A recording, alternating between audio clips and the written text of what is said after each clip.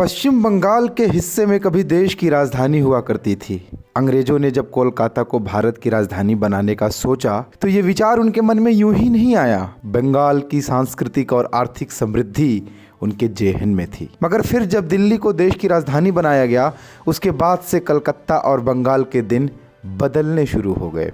1947 में जब देश को आज़ादी मिली और देश का विभाजन हुआ तो बंगाल का भी विभाजन हुआ। पश्चिम बंगाल का हिस्सा भारत में रह गया और पूर्वी बंगाल का हिस्सा पाकिस्तान में चला गया और बाद में वही पूर्वी पाकिस्तान और फिर बांग्लादेश कहलाया। आज़ादी के बाद से 1977 तक बंगाल राजनीतिक अस्थिरता के दौर से गुजरा। साल 1977 बंगाल में वामपंथ का सूर्य उदय हुआ और ऐसा उदय हुआ कि 33 सालों तक अस्त नहीं हुआ। वामपंथ के उदय के साथ बंगाल में राजनीतिक स्थिरता तो आई, लेकिन अर्थव्यवस्था पिछड़ती चली गई। मजदूर संघों पर वामपंथ का कब्जा हुआ और फिर शुरू हुआ हड़तालों और तालाबंदी का ऐसा दौर, जिससे बेहाल होकर एक के बाद एक उद्योगों ने राज्य से पलायन शुरू कर दिया। 1980-81 में बंगाल ने राष्ट्रीय औद्योगिक उत्पादन में 9.8% का योगदान दिया, लेकिन 1995-96 तक इसकी भागीदारी घटकर महज 4.7% रह गई।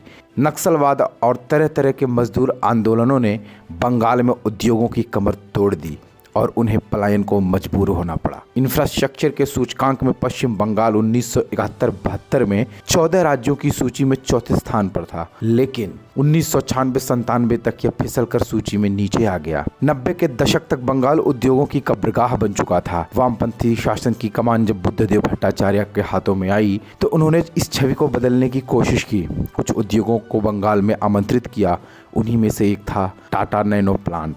लेकिन इस प्लांट ने बंगाल में वामपंथ की जमीन हिला दी। टाटा नैनो ने वामपंथ का सूर्य तो अस्त कर दिया और ममता बनर्जी के नेतृत्व में तृणमूल कांग्रेस का उदय तो हुआ, लेकिन आज बंगाल की क्या हालात हैं ये किसी से छुपा नहीं है। क्या बंगाल का हालत कुछ बदले? सवाल आज भी वही हैं, जवाब आज भी वही है। चुनावी साल है। ममता के 10 सालों के शासन को अब मोदी और शाह का गुजरात मॉडल चुनौती दे रहा है।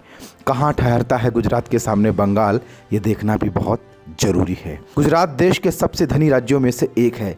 भारत की कुल आबादी का सिर्फ 4.7% लोग गुजरात में रहते हैं, जबकि पश्चिम बंगाल में देश की 7.2% आबादी रहती है। सकल घरेलू उत्पाद में गुजरात 7.9% का योगदान देता है, जबकि बंगाल मात्र 5.7% का योगदान देता है।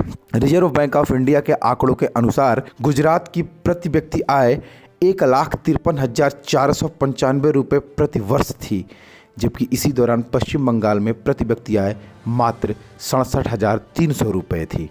यानी गुजरात की प्रति व्यक्ति आय बंगाल से दोगुनी थी।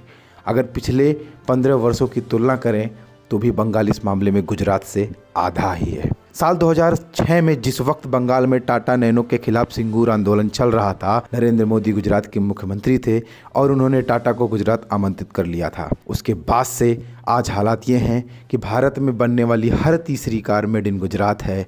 Society of Indian automobile manufacturers के आंकड़ों के अनुसार वर्ष 2019-20 में भारत में लगभग 22 लाख पैसेंजर कारों का उत्पादन हुआ, जिसमें से 7,10,000 कारों का उत्पादन अकेले गुजरात में हुआ।